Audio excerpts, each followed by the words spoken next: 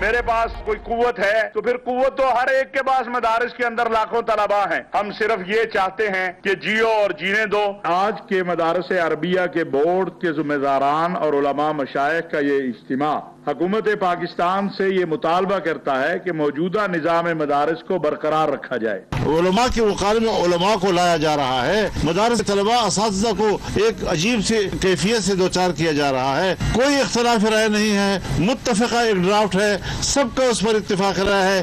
ہم گزشتہ رات کو اپنی کانفرنس میں ایک حتمی اعلان کرنے کی طرف جا رہے تھے, لیکن مفتی محمد تقی عثمانی صاحب کی طرف سے اطلاع آئی کہ 17 دسمبر کو انہوں نے تمام اپنے اتحادی تنظیمات کا اجلاس بلا لیا. ہم نے اس کے لیے روک دیا اس فیصلے کو. انسانوں یا فرشتے ہوں یا جو بھی ہم لوگ مذاکرات کے لیے تیار ہیں, اور اس کی شرائط یہ ہے کہ ہمارے جتنے نہتے لوگوں کے خلاف کیسز ہیں وہ ختم کیے جائیں. 9 مئی کا اور 24 نومبر کا جو یہ سانحہ ہوا ہے اس کے اوپر آزادانہ ایک عدالتی کمیشن ہونا چاہیے. یہ چیزیں یا نہیں ہوتی تو اس کے بعد پھر ہم لوگ آزاد ہیں ایک سول ڈس اوبیڈینس موومنٹ شروع کریں. بسم اللہ الرحمن الرحیم. لاکھوں کروڑوں درود نبی اکرم صلی اللہ علیہ وسلم پر اور ان کی آل پر. مدارس کا ایشو الجھتا چلا جا رہا ہے. ایک سائٹ پہ مولانا فضل الرحمان صاحب ہیں اور دوسری سائٹ پہ 18,000 مدارس کے مالکان یا وہاں پہ کام کرنے والے لوگ ہیں, اور ان کا یہ کہنا ہے کہ 22 لاکھ طلباء ہمارے پاس زیر تعلیم ہیں, اور اس طرف سے بھی دھمکیاں دی جا رہی ہیں, اس طرف سے بھی دھمکیاں دی جا رہی ہیں. گورنمنٹ کے پاس آپشن کیا ہے, یہ ہم آج کے پروگرام میں ڈسکس کریں گے. اور اس کے ساتھ ساتھ پاکستان تحریک انصاف فرشتوں کے ساتھ ساتھ انسانوں کے ساتھ مذاکرات کے لیے بھی تیار ہو گئی ہے. تو یہ فرشتے کون ہیں اور انسان کون ہے جس سے پاکستان تحریک انصاف نے مذاکرات کر رہے ہیں, اور ساتھ ان کا یہ کہنا ہے ورنہ یعنی یہ بھی کہہ رہے ہیں کہ ہم ایک مذاکرات کی کوشش کریں گے, اور اگر مذاکرات کامیاب نہ ہوئے تو پھر سول نافرمانی ہوگی. تو یہ جو سول نافرمانی کی کال ہے, کیا وہ سسٹین کر سکے گی پارٹی, اور اگر یہ کر سکے گی تو گورنمنٹ کہاں سٹینڈ کرے گی, یہ بھی ہم ڈسکس کریں گے آج کے شو میں. ہمارے ساتھ تشریف رکھتے ہیں رانا احسان افضل خان صاحب, پاکستان مسلم لیگ نون کے ساتھ ان کا تعلق ہے. حافظ حمداللہ صاحب ہمارے ساتھ تشریف رکھتے ہیں, JUIF کے ساتھ تعلق رکھتے ہیں. اور نعیم حیدر پنجوتا صاحب ہمارے ساتھ ہیں, پاکستان تحریک انصاف کے ساتھ ان کا تعلق ہے. پنجوتا صاحب آپ کی طرف آؤں گے, یہ سر فرمائیے گا کہ یہ مذاکرات کی سمجھ نہیں آئی کہ آپ نے ایک کمیٹی بنا دی اور ساتھ آپ یہ کہہ رہے ہیں کہ انسانوں اور فرشتوں دونوں کے ساتھ مذاکرات کرنا چاہتے ہیں. انسان کس کو سمجھ رہے ہیں اور فرشتہ کس کو سمجھ رہے ہیں آپ؟ بہت شکریہ جیچو صاحب, آپ نے موقع دیا. دیکھیں خان صاحب کی طرف سے بڑی واضح ڈیمانڈ آئی, بڑا واضح انہوں نے اپنا موقف دیا کہ ہماری 2 ڈیمانڈ ہیں. نمبر 1 یہ ہے کہ 26 اور 9 مئی کے اوپر, 26 نومبر اور 9 مئی کے اوپر جوڈیشل کمیشن بنایا جائے اور تمام سیاسی جو قیدی ہیں ان کو رہا کیا جائے. تو بڑی لیگل قانون کے اندر رہتے ہوئے یہ ان کی ڈیمانڈز ہیں, اور انہوں نے بڑا جائز مطالبہ کیا ہے. کیونکہ 9 مئی پہ بھی آپ دیکھیں پاکستان تحریک انصاف کے اوپر جو ظلم کیا جا رہا ہے اور مسلسل جاری ہے, تو ہم اس کی انڈیپینڈنٹ تحقیقات چاہتے ہیں. جوڈیشل کمیشن بننا چاہیے. اسی طریقے سے سانحہ جو 26 جس طرح ایک خون کی ہولی بچھائی گئی اس پر بھی بننا چاہیے, اور سیاسی قیدی تمام بے گناہ قیدی رہائی ہونی چاہیے. اگر وہ مطالبات پورے نہیں ہوتے تو ڈیفینیٹلی پھر سول نافرمانی کی طرف جو خان صاحب نے دی اس کے اوپر امپلیمنٹ کیا جائے گا. دیکھیں مطالبات جو ہیں وہ جائز ہیں, کمیٹی ہماری طرف سے بنائی گئی ہے. اچھا یہ سول نافرمانی کیا ہوگی, ذرا یہ تھوڑی ڈیٹیل بتا دیں, اور کیا خیبر پختونخوا کے اندر بھی سول نافرمانی ہوگی یا صرف وفاق کے اندر ہوگی؟ دیکھیں میں یہ سمجھتا ہوں کہ اگر جس کے پاس طاقت ہے وہ سمجھتا ہے کوئی خیر خواہ ہے پاکستان کا, تو جو ہمارے مطالبات ہیں وہ بڑے جائز ہیں. اگر وہ مان لیتے ہیں تو پھر تو اس طرف بڑھا ہی نہیں جائے گا, اور اگر اس طرف بڑھا جائے گا تو اسی صورت میں بڑھا جائے گا. کیونکہ آپ ریسنٹ دیکھیں کہ قانونی راستے بھی سارے اختیار کیے. 26ویں ترمیم کے تحت تمام عدالتیں اپنے متحد کر لی گئیں اور احتجاج میں گولیاں برسائی جا رہی ہیں. تو سول نافرمانی اس سے پہلے اگر آپ دیکھیں پوری دنیا میں, آپ مصر کی مثال اٹھا لیں, سوڈان کی مثال اٹھا لیں. مصر نے کی تھی اس وقت برطانیہ کے خلاف تو وہ بھی کامیاب ہوئے تھے. اسی طریقے سے گاندھی نے کی تھی, اس وقت انہوں نے بائی کاٹ کیا تھا, اس وقت برطانیہ کسی طرح سے راج تھا, اور انہوں نے بائی کاٹ کرتے ہوئے کہا تھا کہ تمام جتنے بھی لوگ ہیں وہ ملازمین ہیں وہ اپنے آزادی کی تحریکیں تھی, وہ آزادی کی تحریکیں تھی, وفاق کو ملک کو اسٹیٹ کو انہوں نے ماننے سے انکار کر دیا تھا. تو کیا خدا نخواستہ آپ آزاد ہونا چاہتے ہیں؟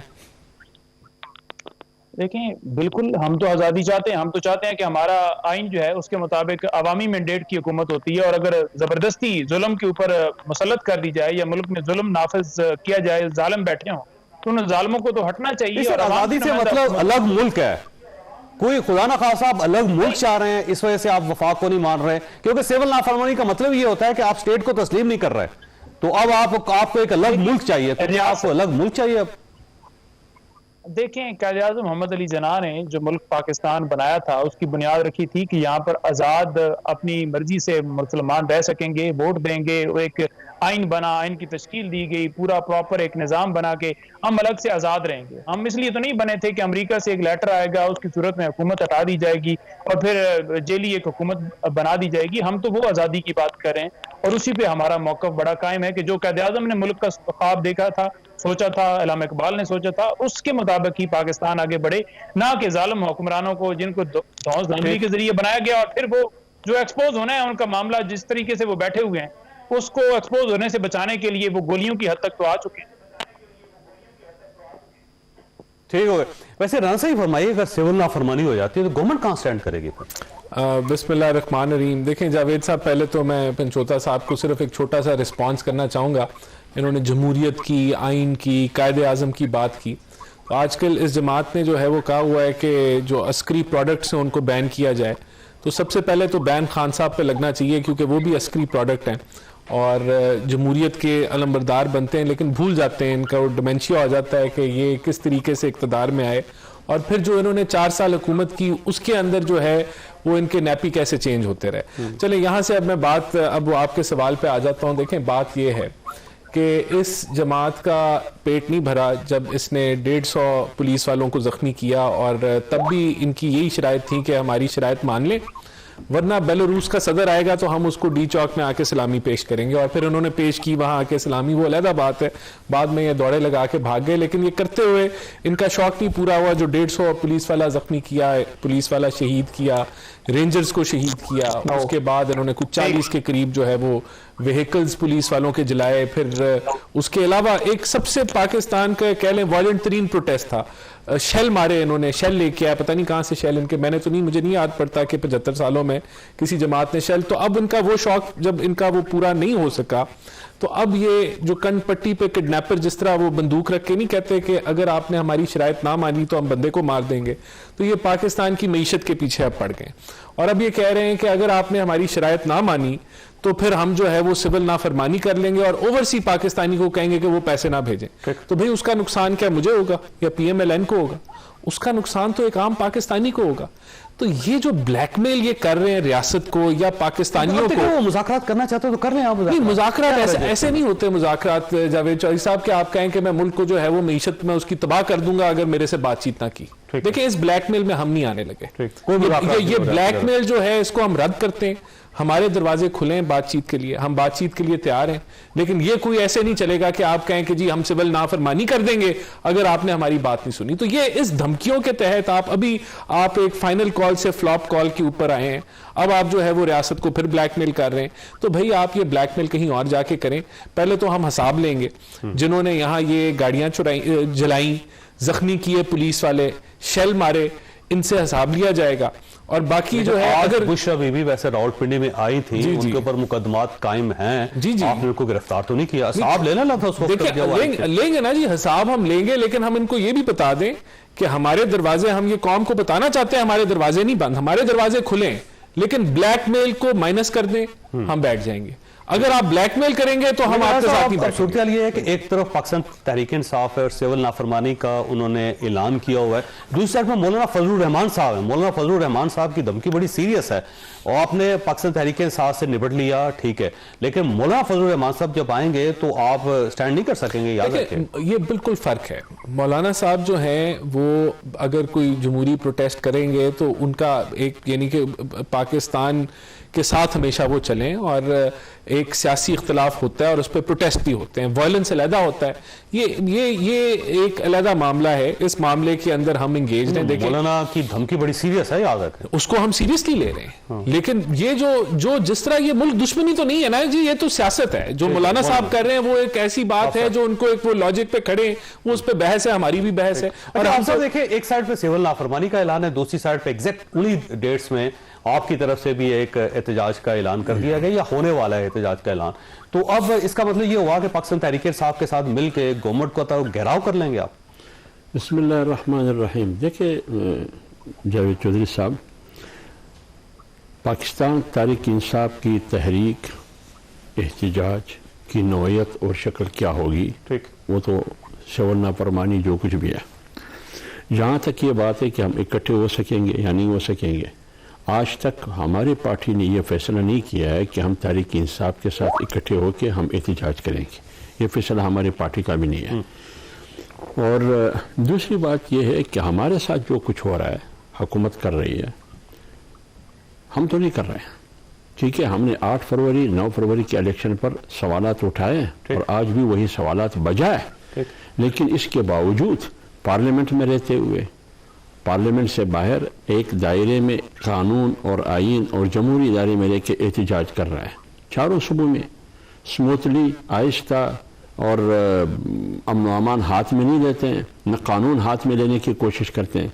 लेकिन हुकूमत का जो रवैया है वो रवैया हमें मजबूर कर रही है इस बुनियाद पर कि बात मानते हैं, तस्लीम करते हैं, आपके साथ इकट्ठे होकर पास करते हैं, उसके बाद फिर रुगर्दानी करते हैं, इन्हिराब करते हैं। जैसे 26वीं आईनी तरमीम, 26वीं आईनी तरमीम में हमें क्या पड़ी थी? हम तो ये कह सकते थे कि हम आपसे बात नहीं करेंगे, जैसे कि पीटीआई वाले कहते हैं कि हम बात नहीं करेंगे, हम भी बात नहीं करेंगे, आपकी मैंडेट जारी है जो कि है। हम कहते हैं 47 फार्म है जो कि है, लेकिन फिर भी मौलाना साहब जमहूरियत का सबूत देते हुए आइन को मजबूत बनाने के लिए, क्योंकि उन्हें पता था कि अगर 56 तरामीम वो करना चाहते हैं उससे आइन का चेहरा बिगाड़ा जाता है और बिगाड़ने की कोशिश की जाती है। अगर मुझसे मैं रोक सकता हूं तो मैं रोक लूंगा। उन्होंने 56 को आके 22 पे खड़ा किया, 5 अपने भी डाल दिए। उसमें एक रजिस्ट्रेशन था मदारिस की बिल के हवाले से, मदारिस रजिस्ट्रेशन के हवाले से। बिलावल ने भी इत्तेफाक किया, आसिफ अली जरदारी साहब ने इत्तेफाक किया, बड़े मियाँ ने, छोटे मियाँ ने इत्तेफाक किया, जाती उमरा ने, तमाम पार्टियों ने इत्तेफाक किया। उसी इत्तेफाक के नतीजे में असेंबली से भी पास हुआ, सीनेट से भी पास हुआ और ऐवान सदर से उनको रिजेक्ट किया गया। क्यों? हमारा सवाल तो वहां था, क्यों रिजेक्ट किया ऐवान सदर से? हमें बताया जाए, यह हमारा सवाल था। और मौलाना साहब ये कहते हैं कि तमाम मकामात पर इत्तेफाक इत्तेफाक इत्तेफाक, लेकिन ये अचानक रुगर्दानी क्यों की, इन्हिराफ क्यों किया? फिर मैं आप पर कैसे भरोसा करूंगा, आप मुझ पर कैसे भरोसा करेंगे जब सूरत हाल ये हो? और हुकूमत कल तक उनके जिम्मेदारान जो प्रण पल कर रहे हैं, कल तक वो कहती रही, हुकूमत के लोग कहते रहे कि हम इसमें नहीं है, हम बिल्कुल मौलाना साहब को सपोर्ट करते हैं, हमने वोट किया है। लेकिन आज जो हमने देखा उलमा को इकट्ठा करके उसमें आपके 3 वफाकी वज़रा बैठे, मजहबी उमूर के वजीर चौधरी सालिक, अता तारड़, खालिद मकबूल सिद्दीकी, ये तीनों बैठे थे। इसका मतलब यह है कि आप उलमा को उलमा से लड़वाना चाहते हैं, इसके पीछे आप है। क्यों? अगर आपको इतराजात थे तो जब हम 1 महीने नेगोशिएशन करते रहे आपने क्यों नहीं उठाया? इतराज क्यों नहीं उठाया? वैसे सवाल आपका बड़ा लिहाजा मैं एक बात और कर लूं, जमीयत उलमा इस्लाम और मौलाना साहब कत्तन उलमा से नहीं लड़ेंगे। ठीक है, किसी और आलम, किसी मोदी से हमारी लड़ाई नहीं है। हम हुकूमत से गुजारिश करते हैं कि जिस पर असेंबली ने इत्तेफाक किया, सीनेट ने इत्तेफाक किया, उससे पहले आपने इत्तेफाक किया। गवर्नमेंट से मुज़ाकरात से इनकार कर दिया, उन्होंने कहा जी कोई मुज़ाकरात। मौलाना साहब ने देखिए जो कुछ उधर पास हुआ है, मैं पार्लियामेंट की बात कर रहा हूँ, पार्लियामेंट की सुप्रीमेसी की बात कर रहा हूँ। आप पार्लियामेंट को नहीं मानते हैं, फिर आप और बैतुल्लाह मसूद में क्या फर्क हुआ? बात तो वैसे ठीक। मुझे ब्रेक लेने दें, लेकिन राना साहब आपके पास सवाल चाह रहा हूं कि जब आपने एग्रीमेंट किया था और दूसरा ये एक रजिस्ट्रेशन ही हो रही है ना मदारस की, उसमें हर्ज क्या है, तो आप इतना रेजिस्ट क्यों कर रहे हैं? छोटी सी ब्रेक और ब्रेक के बाद दोबारा हाजिर होते हैं।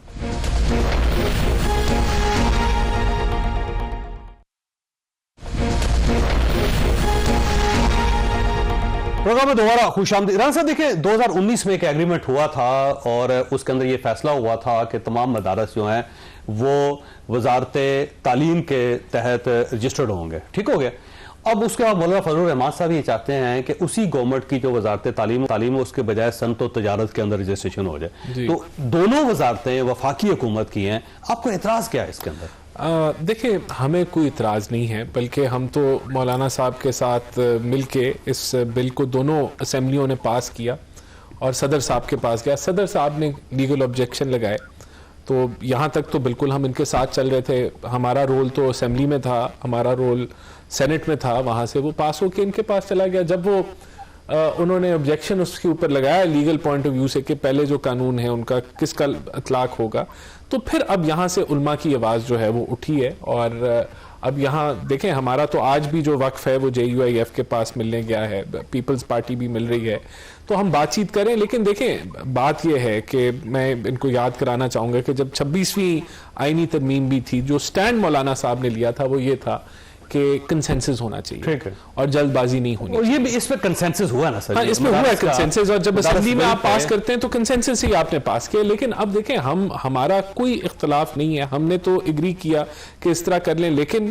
ہم یہی سمجھتے ہیں کہ بجائے کہ اب اس معاملے کے اوپر فوری کوئی فیصلہ ہو, دوسرا سا کنسنسس ہم بنا کے 18,400 مدارس ہیں. دیکھیں 18,000 وہ رجسٹر ہو چکے ہیں, اور وہ پروسیس کو دوبارہ سے سٹارٹ کرنا, اب یہ سوال اٹھ رہا ہے علماء کی سائڈ سے کہ جو ہے آپ ان کو ادھر رہنے دیں, ان کے لیے الگ بنا لیں. بالکل دیکھیں ہم سمجھتے ہیں کہ مولانا صاحب کے ساتھ ہم نے اس کا حل بیٹھ کے نکالنا ہے, اور جو باقی آوازیں بھی ہیں ان کو بھی سننا ہے. تو ہماری کوئی ضد نہیں ہے, ہماری بالکل کوئی ضد نہیں ہے کہ ہم نے جی اس کو. ویسے آپ سب دیکھیں, وزارت تعلیم کے تحت اگر رجسٹرڈ ہو رہے ہیں تو آپ کیوں چاہتے ہیں کہ 10 سے نکل کے وزارت صنعت و تجارت میں چلا جائے, وہ بھی اسی گورنمنٹ کی. میں ایک بات عرض کروں, 2023 میں یہی بل پارلیمنٹ میں آیا, یہی بل ٹھیک, جو 26ویں آئینی ترمیم کی, یہی بل جب خواندگی شروع ہوئی, 2 خواندگیوں کے بعد تیسری کی باری جب آئی تو روک لیا گیا. ٹھیک. اب پرائم منسٹر کی ایڈوائزر ہے رانا صاحب, وہ میاں شہباز شریف صاحب سے پوچھے کہ آپ کو کس نے کہا کہ روک لیں. ویسے کس نے کہا تھا؟ پھر یہ بھی پوچھے کہ آپ نے مولانا صاحب کو ویسے کس نے کہا جی آپ کو؟ دیکھیں نہیں, ہم نے تو روکا ہی نہیں, یہ تو پریزیڈنٹ. میں یہ بات نہیں کر رہا, میں 2023 کی بات کر رہا ہوں جب PDM کی حکومت تھی. بالکل. اچھا, ابھی جب 26ویں آئینی ترمیم آئی, وہی بل جو 2023 میں PMLN حکومت میں تھی, JUI حکومت میں تھی, PP حکومت میں تھی, یہ تینوں پارٹیاں حکومت میں تھی, اتفاق سے وہی بل مولانا صاحب نے کہا کہ اتفاق ہو چکا ہے. اس کے نتیجے میں کراچی میں بلاول اور آصف علی زرداری صاحب کے ساتھ, جاتی عمرہ میں دونوں میاں صاحب کے ساتھ, میں نے آپ کو بتایا. پھر پارلیمنٹ میں اس وقت یہ اعتراضات کیوں کسی نے نہیں اٹھایا؟ 23 میں اٹھایا گیا, نہ 26 ترمیم کے موقع پر اٹھایا گیا. سوال بڑا سادہ ہے کہ جب وزارت تعلیم کے پاس یہ رجسٹریشن ہو رہی ہے, آپ اس وزارت سے نکال کے اس وزارت میں کیوں ڈالیں؟ میں ایک بات عرض کر لوں, یہ بل جو 26ویں آئینی ترمیم کے ساتھ ساتھ جب پاس ہوا مدارس ریشن کی, یہ بل ہمارا تھا یا حکومت کا تھا؟ یہ تو حکومت کا تھا. تو پھر جب حکومت کا تھا تو حکومت اپنے بل سے کیوں روگردانی کر رہی ہے؟ تو اب گورنمنٹ ہمیں مطمئن کرے کیوں واپس لے لیا. ٹھیک ہے, وہ جو آپ ایسے پہلے یہ مطمئن کریں کہ اس وزارت سے آپ کو کیا اعتراض ہے؟ اب میں کیوں چاہتے ہیں کہ وہ وزارت چھوڑ کے اس وزارت آ رہا ہوں, اس پر میں آ رہا ہوں. میں اپنے مدرسے کو گورنمنٹ کا پرائمری اسکول نہیں بننا چاہتا. تو اس سائڈ پہ بھی تو اسی گورنمنٹ کی میں اس کو ہائی اسکول بنانا چاہتا ہوں, نہ اس کی بنانا چاہتے ہیں. میں یہ کہتا ہوں کہ یہ 1860 کے ایکٹ کے تحت آ جائے, 1860 ایکٹ کے تحت. اگر حکومت کو ان پر اعتراض تھی یا اعتراض تھا تو اس وقت کیوں نہیں اٹھایا اعتراض؟ اگر ان علماء اکابرین کو جو ہمارے لیے محترم ہے, سوال ہے سر, اگر وہ نہیں اٹھا, پھر یہ پوچھ رہا ہوں کہ یہی گورنمنٹ ہے, آپ چاہتے ہیں کہ اس وزارت سے نکل کے اس وزارت میں آ جائے, سمجھ نہیں آ رہی. میں یہ کہہ رہا ہوں, یا تو آپ کہیں نا جی گورنمنٹ سے باہر نکال دیں آپ. نہیں, تو پھر تو ٹھیک ہے, ہم رجسٹریشن چاہتے ہیں.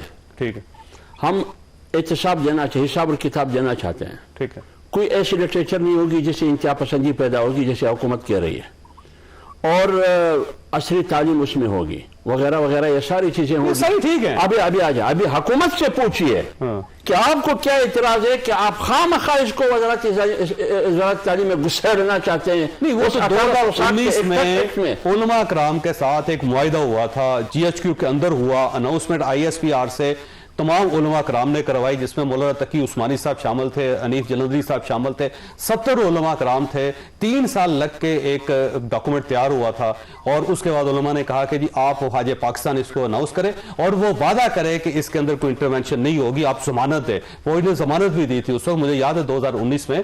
تو جب ایک معاہدہ ہو گیا ہے تو اب آپ اس کو انڈو کر کے نئے سرے سے کیوں کرنا چاہتے ہیں؟ اگر معاہدہ ہوا تھا تو 2023 میں کیوں حکومت ہمارے ساتھ بیٹھ کے پارلیمنٹ میں لے کے آئے؟ تو کہتے ہیں کہ معاہدہ تو ہوا ہے. اگر معاہدہ ہوا تھا تو پھر اسی معاہدے کو فالو کرتے ہوئے پھر ہمارے ساتھ 26ویں آئینی ترمیم میں کیوں اسی چیز پر بیٹھ کے دونوں ایوانوں سے پاس کیا؟ آپ اسی پر اعتراض کر سکتے ہیں. دیکھیں میں تو پھر یہ ریپیٹ کروں گا کہ یہ حکومت نے تو اس معاملے کو کلوز کرنے کی کوشش کی جب دونوں اسمبلیوں سے پاس تھا. جی کلوز نہیں تھا, آپ نے کھول دیا نا اس کو. دیکھیں ان کی کاوش پہ کھولا نا. اب یہ ہمارے ساتھ پی ڈی ایم میں بھی آپ انکار کر رہے تھے, آپ کہتے ہیں یہ مسئلہ سیٹلڈ ہے. لیکن دیکھیں ایک ہمارے ساتھ یہ انہوں نے جب کیا تو ہم نے بھی ایگری کیا, لیکن اب اس وقت دیکھیں ہم نے تو اینڈ وقت تک جب 2 اسمبلیوں سے پاس کرایا تب بھی ایگری کیا نا. اب یہ معاملہ اب دوبارہ کس طرح کھلا ہے کہ جب یہ پریزیڈنٹ صاحب نے اس کو واپس بھیجا اور پھر علماء کی طرف سے اب پروٹیسٹ آ رہا ہے. اس معاملے میں آپ مولانا کے ساتھ نہیں, اب نہیں دیکھیں میں اور پریزیڈنٹ صاحب کے خلاف نہیں دیکھیں میں ابھی بھی یہ کہہ رہا ہوں کہ ابھی ہم ہیں کنسنسس کے حق میں کہ اس معاملے کو سیٹل جس طرح کر لیں وہ بہتر ہے جتنا جلدی. آپ اس کا مطلب 18,400 مدارس کو بھی سیٹسفائیڈ کریں گے آپ؟ دیکھیں نہیں, اب یہ ایک آواز حکومت کا کیا کام ہے, ہم بلڈوز تو نہیں کر سکتے نا. اب اس کا بات عرض کر رہا ہوں 18,000 مدارس کی اور یہ علماء کی بات کر رہے ہیں. تو جب 2023 میں یہی کچھ ہم کر رہے تھے تو ہمارے یہ محترم علماء کہاں تھے, کیوں خاموش تھے؟ جب اس کو پاس نہیں ہوا تھا نا, 26 میں تو پاس ہوا, 26ویں آئینی ترمیم جب پاس ہو رہا تھا 1 مہینے نیگوسیشن ہو رہی تھی, دونوں ایوانوں سے پاس ہوا, اس وقت کیوں خاموش؟ اچھا ویسے اگر وہ ایک بات وہ اگر بات تو سنیے, آپ اس سائڈ پہ آ جائیں, کیا فرق میری بات تو سنیے نا. یہ علماء خاموش تھے جب 26ویں آئینی ترمیم کے وقت ہم یہ پاس کر رہے تھے. اچانک حکومت نے کہا کہ ہم اس میں نہیں ہے, یہ تو ایوان صدر سے ہوا. آج انہی علماء کو جو اعتراض اٹھایا جا رہا ہے فرنٹ فٹ پر 3 وفاقی وزراء بیٹھے. اس کا مطلب یہ ہے کہ یہ سب کچھ حکومت کر رہا ہے تاکہ انتشار پیدا کیا جائے اور پھر یہ کہے کہ ہم کیا کریں, یہ تو علماء آپس میں لڑ رہے ہیں. بھائی علماء آپس میں لڑ نہیں رہے ہیں, یہ اس فارمولے پہ عمل ہو رہا ہے جو 1862 کا فارمولہ ہے. اس میں کہا گیا کہ امت مسلمہ کو کیسے کمزور کرنا ہے.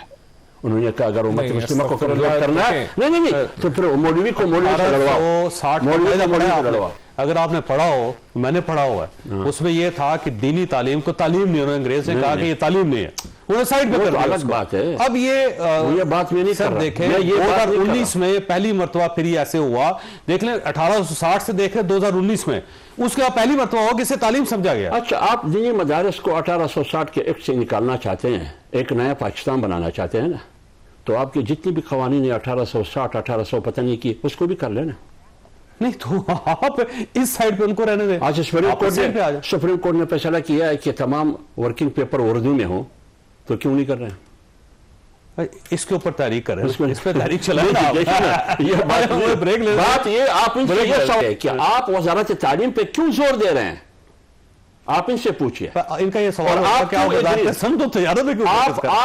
کیوں ایگری ہو گئے 2 دفعہ, آپ نے اتفاق کیا 2 دفعہ, اعتراض کیوں نہیں اٹھایا؟ پنجوتا صاحب آپ کے پاس ایک سوال چھوڑ کے جا رہا ہوں کہ کیا مولانا فضل الرحمان صاحب جب تحریک چلائیں گے تو پاکستان تحریک انصاف ان کے ساتھ ساتھ چلے گی؟ چھوٹی سی بریک کے بعد دوبارہ ضرورت.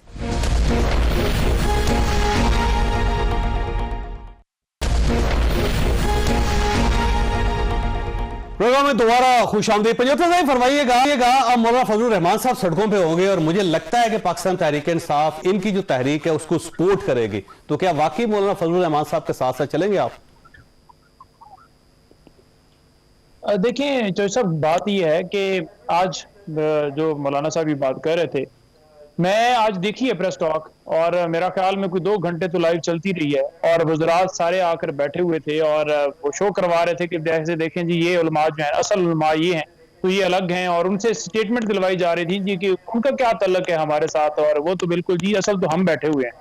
تو یہ بیسیکلی ایک پلان کے تحت سارا کیا گیا ہے. بڑی زیادتی ہے کہ اگر کسی کے ساتھ آپ وعدہ کرتے ہیں, کمٹمنٹ کرتے ہیں, آپ اپنی بینیفٹ لے لیتے ہیں, امینڈمنٹس پہ سائن کروا لیتے ہیں, سارا کچھ کر لیتے ہیں. پنجوتا صاحب یہ شفقت محمود صاحب آپ کے وزیر تھے, یہ معاہدہ انہوں نے کیا تھا, اس معاہدے کے تحت یہ 18,000 مدارس جو رجسٹرڈ ہوئے ہیں, گوہر خان صاحب اس کو مان رہے ہیں, گنڈا پور صاحب اس کو مان رہے ہیں, تو اب آپ اس معاہدے کی خلاف ورزی کر رہے ہیں جو آپ کی گورنمنٹ نے کیا تھا. دیکھیں میں اس معاہدے کی خلاف ورزی نہیں کر رہا, میں نے جو انہوں نے کمٹمنٹ کی ہے, جو انہوں نے ان کے ساتھ دھوکہ کیا, میں اس کی بات کر رہا ہوں. آج گور صاحب نے اسٹیٹمنٹ دی ہے, میں نے بالکل سنی ہے, اور 2019 انہوں نے کمٹمنٹ کی تھی, آپ نے تو معاہدہ کیا ہوا تحریری اور قانون پاس کیا ہوا ہے. جی میں گزارش کر رہا ہوں کہ جو तनाज़ा बना हुआ है, जो बातें की जा रही हैं, जो एक डिवीजन पैदा करने की कोशिश की जा रही है, जो एक कमिटमेंट की गई थी, जो एक धोखा दिया गया है, मैं उसकी बात कर रहा हूँ।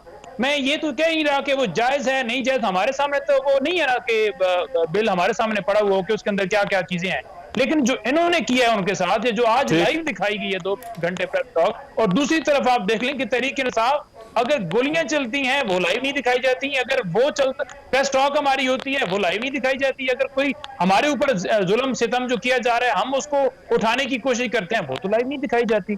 तो ये एक मुनज़्ज़म प्लान के तहत ये सारा किया गया है। मैं थोड़ी सी उन बातों का भी रिस्पॉन्ड करना चाहूंगा जो मेरे भाई ने फरमाई थी, क्योंकि उन्होंने कहा जी कि देखें प्रोडक्ट जो इमरान खान है वो असल प्रोडक्ट है, तो मुझे दिखा दें कि 3 दफा वाला प्रोडक्ट जिस तरह से आया, पहली दफा है, दूसरी दफा है, तीसरी दफा है, फिर शरियानों का मसला बनाकर और मेडिकल करवा के जहाज पर चढ़े, फिर जंप लगा के जनाब फील्ड के अंदर आ गए, फिर बाहर गए, फिर 9 मई की बात करें, 9 मई का सबसे बेनिफिशियरी बड़ा कौन है, फिर आप डील करके आए, आप अपने वार्ड से नहीं जीत सकते, आपको किन्हों ने आकर यहाँ बैठाया है, तो ये हमें ताने ना दीजिए। आज भी आप बैठे अपना प्रोफाइल देखें, कितनी बार आप एस्टैब्लिशमेंट की मेहरबानी से आए और आपको इमरान खान साहब के एक बार आने पे एतराज है? नहीं देखें, इमरान खान साहब के ऊपर तो 3-4 मार्के लगते हैं ना, क्योंकि उनको लाने में 3-4 लोगों ने बड़ी जद्दोजहद की मुख्तलिफ इदवार में। खैर देखें, बात यह कि इसमें तो कोई शक नहीं है कि पाकिस्तान की तारीख में क्या कौन कैसे आया, और लेकिन उसके बाद हमने जो है उससे सीखा भी।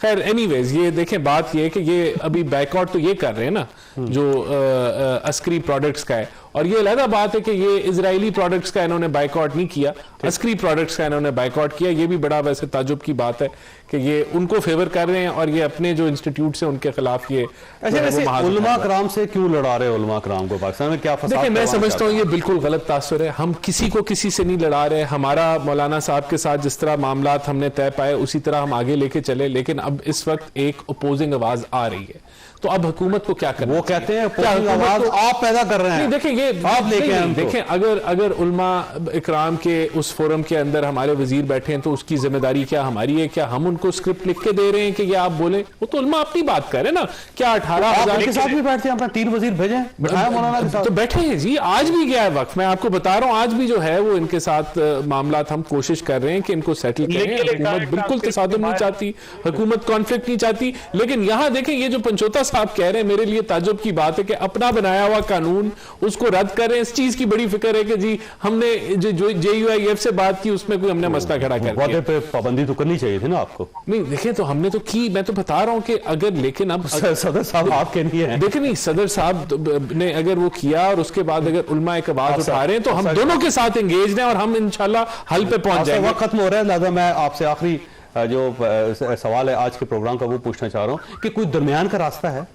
देखिए हम ये चाहते हैं, मैंने पहले भी कहा कि जमीयत उलमा इस्लाम या मौलाना साहब न रियासत से टकराव चाहता है, न हुकूमत से टकराव चाहता है, न उलमा किराम से टकराव चाहता है। हम ये समझते हैं मौलाना साहब ने एहतजाज पे जाना था, उन्होंने कल ऐलान करना था, लेकिन मौलाना मुफ्ती मोहम्मद तकी उस्मानी साहब ने उनको कहा कि 17 दिसंबर तक आप ऐलान न करें। हम 5-6 तंजीमात मदारस हैं जिसमें मुफ्ती मुनीबुर्रहमान साहब भी है, मौलाना तकी साहब उनकी सदारत करेंगे। ये बैठ के फिर हम फैसला करेंगे, उसके बाद जो भी तरीका होगा, जो भी हिकमत अमली होगी उसके मुताबिक हम आगे दरमियान का रास्ता निकलना चाहिए। हम ये चाहते हैं मौलाना साहब का मौक़िफ़ ये है कि अगर मेरी राय हो, अगर मेरी राय हो तो जो कानून बन चुका है उसमें जरा बराबर तब्दीली करने के लिए मैं तैयार नहीं हूँ। ये 26वीं तरमीम की बात, 26वीं तरमीम, और जो पहले 2019 का कानून पास हुआ है नहीं, वो सिर्फ सफेद कागज पे एक मादा था और कुछ नहीं था। ये तो बाकायदा कानूनी कवर दिया गया है, उस वक्त कानून नहीं बना था। ये सिर्फ सफेद कागज है, उस पर मौलाना तकी साहब की भी दस्तखत है, सबके दस्तखत है, एग्जीक्यूटिव आर्डर है। और एग्जीक्यूटिव आर्डर तो एक एग्जीक्यूटिव आर्डर से सारे कैंसिल हो जाएंगे और एक एग्जीक्यूटिव आर्डर से सारे मदारस कंट्रोल में ले जाएंगे। ये नहीं होगा, इनका इरादा ये है। मैं तीनों मेहमानों का शुक्रगुजार हूं। खास तौर पे यहाँ पे छोटी सी ब्रेक लेनी है और दूसरा वर्जन जो है 18,000 मदारस का वो भी लेंगे और उससे सिंपल सा सवाल पूछेंगे कि जब एक ही गवर्नमेंट है और आप इस साइड पे वजारत तालीम के साथ मुंसलिक हैं, अगर आप संतो तजारत में आ जाते तो कौन सी क़यामत आ जाएगी? छोटी सी ब्रेक और ब्रेक के बाद दोबारा जरूरत।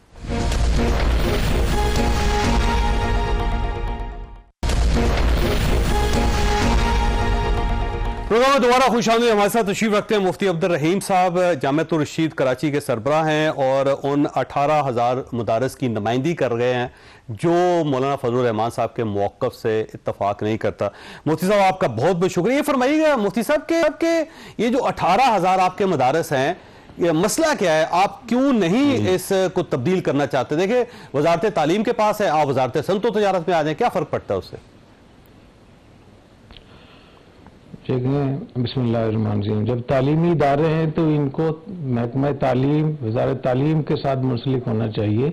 अगर कोई तिजारती इदारे हैं, सनती इदारे हैं तो वो ठीक है, वहाँ जाए। और मैं पहले भी ये बात अर्ज कर चुका हूँ कि 1835 में अंग्रेज़ों ने वजारत तालीम से मदरसों को निकाला था और 184 साल के बाद अब दोबारा से 2019 में इसको दोबारा से वजारत तालीम में इसको मुंसलिक किया गया और इस पर तमाम अकाबिर के उलमा के सब के दस्तखत मौजूद हैं। और जब ये दस्तखत हुए तो बाकायदा इसका जश्न मनाया गया और बहुत बड़ी बात इसको कहा गया। और यहाँ तक कि इसके बारे में उलमा इकराम को ये शुबा था कि ऐसा ना हो कि हुकूमत इसमें किसी किस्म की कोई मुदाखलत करे। तो जो पाकिस्तान में जो एक ज़मीनी हक़ाइक़ हैं उसकी रोशनी में उलमा इकराम ने कहा कि जब तक फ़ौज इसकी गारंटी न दे उस वक्त तक हम इसको फाइनल नहीं समझेंगे। चुनांचे जनरल बाजवा के दौर में फिर GHQ में तमाम उलमा इकराम वहाँ गए और उन्होंने फ़ौज से दरख्वास्त की कि इस एग्रीमेंट की आप हज़रात इसकी निगरानी करेंगे। तो उसमें ये तय हुआ कि फ़ौज ने कहा, जनरल बाजवा ने कहा कि फ़ौज बहैसियत फ़ौज और इदारे के इसकी निगरानी करेगी और कभी भी आपको शुबा हो कि हुकूमत मुदाखलत कर रही है तो हम इस मुदाखलत को रोकेंगे। उसके बाद फिर यह तय हुआ कि इस एग्रीमेंट का ऐलान कर दिया जाए। तो फिर हमारे उलमा इकराम की तरफ से ही ये कहा गया कि इस ऐलान को भी ISPR करे। चुनांचे उस ज़माने में जब जनरल आसिफ गफूर साहब थे उन्होंने इस एग्रीमेंट का ऐलान किया था। तो मैं ये समझता हूँ कि ये जो मुआहदा था 2019 का, ये बहुत ज़बरदस्त है और ये 3 साल के आपस के मुज़ाकरात के बाद हुआ था। इसी पर सब हजरात को रहना चाहिए और इसमें जिन हजरात को ये शक है कि इसके अंदर कोई मुदाखलत होगी तो उस वजारत तालीम के कानून को ठीक कर लेना चाहिए और ये 15 बोर्ड आपस में बैठ जाएं और उसके बाद कोई ऐसी चीज बिल पास करवा लें जो एक्ट बन जाए जिसमें किसी किस्म की मुदाखलत ना हो। ठीक। अच्छा, ये फरमाइए मुफ्ती साहब कि आज जो मीटिंग हुई आपकी वजारत तालीम के साथ, तो उसमें कोई लाहेमल तय हुआ कि एक दरमियान का रास्ता निकाला जाए या इस इशू को कैसे सॉल्व किया जाएगा? जी, उसमें तो यही बात हुई। सबसे पहली बात तो यही हुई कि एक मुल्क में 2 कानून नहीं हो सकते। तो जो वजारत तालीम है तो उसी में जाना चाहिए और सबको मिलकर उनके खदशात को भी दूर करना चाहिए जो इत्तेहाद मदारिस दीनिया के हजरात हैं या मौलाना फजलुर रहमान साहब हैं। और जब ये मिलकर बैठेंगे, अगर इतना मुश्किल कानून इन्होंने पास करवा लिया कि हुकूमत से, सेनेट से और कौमी असम्बली से, तो मेरे ख्याल में वजारत तालीम से पास करवाना, उस कानून को ठीक करवाना बहुत आसान होगा, कोई मुश्किल नहीं होगी। तो पहली बात तो ये कि वजारत तालीम, तो आपकी पोजीशन यही है कि वजारत तालीम से नहीं निकलना चाहिए और आप स्टैंड कर रहे हैं, और अगर गवर्नमेंट इस कानून को, ये ज़ाब्ते को तब्दील करती है तो आप रेजिस्ट करेंगे फिर? जी, अगर तब्दील करती है तो फिर हम ये चाहेंगे इस झगड़े को निपटाने के लिए दूसरा हल इसका ये कि जो 18,600 मदारिस वजारत तालीम के मातात हैं इनको जूं के तूं रहने दिया जाए और जो हजरात वजारत सनअत और तिजारत में जाना चाहते हैं तो उनके लिए अलग से कानून पास करवा लें। लेकिन इसकी इफादियत बहुत ज़्यादा नहीं होगी। उसकी वजह यह है कि जो हमारे तलबा होंगे जब वो आगे जाएंगे किसी इदारे में, तालीमी इदारे में, कहीं भी बैरून मुल्क, तो तालीम की बुनियाद पे जाएंगे, वो सनअत तिजारत की बुनियाद पे नहीं जाएंगे। इसी तरीके से जो गैर मुल्की तलबा को वीज़ा मिलेगा वो वीज़ा भी इसी तालीम की बुनियाद पे मिलेगा। तो इसलिए हमारा ये ख्याल है कि इसको जो 18,000 इनको इधर ही रहना चाहिए। दूसरे ज़ात का अगर यही इसरार है तो उनको वजारत सनअत और तिजारत में उनको दे देना चाहिए। ठीक। मुफ्ती साहब, आपसे आखिरी सवाल है कि मौलाना फजलुर रहमान साहब का ये कहना है कि आपके मदारस पूरे मदारस नहीं है, छोटे छोटे मदरसे हैं और बहुत ज्यादा तालिब इल्म आपके पास है नहीं, बल्कि उन्होंने कहा कि कोठे हैं जिनके ऊपर आपने मदारस का बोर्ड लगाया हुआ है। तो अब मौलाना फजलुर रहमान साहब तो आपके मदारस को मदारस नहीं मान रहे। دیکھیں انہوں نے مولانا فضل الرحمان صاحب نے جو کل گفتگو کی ہے ان کو میں اللہ کے لیے معاف کرتا ہوں. حضور اکرم صلی اللہ علیہ وسلم نے ارشاد فرمایا سل من قطعک واعف عمن ظلمک واحسن الی من اساء الیک. جو تم سے توڑے تم اس سے جوڑو, جو تم پر ظلم کرے تم اس کو معاف کر دو, اور جو تمہارے ساتھ برا رویہ رکھے تم اچھا رویہ رکھو. تو میں یہ سمجھتا ہوں کہ مولانا فضل الرحمان صاحب کو کوئی بات میری ایسی بری لگ گئی ہوگی, میں ان سے بھی معذرت چاہتا ہوں اور ان کو میں معاف کرتا ہوں. اور ہو سکتا ہے اگر انہوں نے جذباتیت میں کوئی ایسی بات کہہ دی ہو تو میری طرف سے بالکل ان کو معاف ہے. اور میں یہ سمجھتا ہوں کہ اتنے بڑے فورم پہ سب لوگوں کو بہت محتاط رہنا چاہیے. البتہ جو آپ نے کوٹھے کی بات کی ہے اس پہ میں یہ سمجھتا ہوں کہ جس ادارے میں جامع الرشید میں روزانہ 500 قرآن یومیہ ختم ہوتے ہیں, 500 قرآن, اس کو اگر آپ کوٹھے سے تعبیر کریں گے تو میرے خیال یہ بہت زیادتی ہوگی. اور اس کا تعلق مجھ سے نہیں پہ اللہ تعالیٰ کے ساتھ ہے کہ جہاں اللہ کا قرآن اتنا پڑھایا جا رہا ہو اگر اس کو کوٹھے کا مطلب کیا ہے. تو میرے خیال یہ بات ایسی ہے جو مناسب. باقی جو چیزیں انہوں نے غصے میں کہی ہیں میں ان کو سیریس نہیں لیتا. اور میں نے آج ایک جگہ ہماری ایک دعوت تھی اور وہ بھی مدعو تھے, تو میرا خیال یہ تھا کہ جب وہ ملیں گے تو میں ان کا زبردستی ان سے میں ملوں گا اور ان سے ایک تصویر لوں گا جس میں ان کا ہاتھ پکڑ کے ہم لوگوں کو بتائیں کہ ہم اکٹھے ہیں, ہمارے اندر کوئی مسئلہ نہیں ہے. بس اچھا یہ فرمائیے سر کہ مولانا فضل الرحمان صاحب نے یہ بھی کہا کہ آپ لوگوں کو پگڑیاں تو ہم نے پہنائی, یعنی مولانا فضل الرحمان صاحب کے میرا خیال ہے بزرگوں نے یا انہوں نے یا ان کے مدارس سے آپ لوگ پڑھے ہوئے ہیں, تو اب آپ انحراف کیوں کر رہے ہیں مولانا سے؟ دیکھیں مولانا اور میرا تو کوئی مسئلہ ہی نہیں ہے. مولانا کی ایک مذہبی سیاسی جماعت ہے, میری کوئی سیاسی جماعت پارٹی نہیں ہے. میرا ایک مدرسہ ہے اور ایک مدرسہ بورڈ ہے, ایک اسکول بورڈ ہے, ایک یونیورسٹی ہے. تو اس سے متعلق اگر کوئی بھی چیز ہو تو مجھ سے بات کی جائے. باقی جو سیاسی چیزیں ہیں میں اس پہ بالکل بات نہیں کروں گا, مناسب بھی نہیں ہے میرے لیے. اچھا یہ فرمائیے گا ویسے مفتی صاحب حرج کیا ہے کہ اگر مولانا فضل الرحمان صاحب کی بات مان لی جاتی ہے تو یہی گورنمنٹ ہے اور اسی گورنمنٹ کے تحت ایک دوسری وزارت ہے, تو مسئلہ تو اس میں بظاہر کوئی نہیں ہے, آپ بلا وجہ لڑ رہے ہیں ویسے سب لوگ مل کے. ہمیں نہیں لڑنا چاہیے, ہمیں اکٹھے بیٹھنا چاہیے. اور جہاں تک اس کی بات ہے صنعت و تجارت کی, وزارت تعلیم کی بات ہے, میرے خیال میں چودھری صاحب آپ بھی تو اس بات کو سمجھتے ہیں, آپ بھی تعلیم یافتہ ہیں, تو تعلیمی اداروں کا تعلق کس سے ہونا چاہیے؟ میں آپ سے پوچھتا ہوں. بات تو ویسے ٹھیک ہے آپ کی, وزارت تعلیم کے ساتھ ہی ہونا چاہیے اسے. جی وزارت تعلیم کے ساتھ ہونا چاہیے. اور مجھے یقین ہے کہ جب حکومت اور یہ سارے لوگ مل کے بیٹھیں گے تو یہ مسئلہ بالکل ٹھیک ہو جائے گا. ہمیں بالکل ضرورت نہیں ہے تجارت کی طرف جانے کی, ہمیں وزارت تعلیم میں رہنا چاہیے. اور جو مشکلات ہیں, جو اعتراضات, تحفظات ہیں وفاق المدارس کے, مولانا فضل الرحمان صاحب کے, ان کو باقاعدہ دور کرنا چاہیے. اور ایک آخری میں آپ کو یہ تھوڑی سی میں ایک درخواست کر دوں سیاستدانوں سے اور حکومت کے لوگوں سے کہ جب بھی آپ لوگوں کو کوئی ترمیم کی ضرورت ہوتی ہے, ووٹوں کی آگے ضرورت ہوتی ہے, تو اس میں مدرسوں کو تختہ مشق نہ بنایا جائے, آپس کے مسائل کو خود ٹھیک کریں. اب 18,600 مدرسے جس میں 22 لاکھ طلبہ پڑھ رہے ہیں, ان کو آپ اس کا تختہ مشق بنا رہے ہیں, یہ بالکل مناسب نہیں.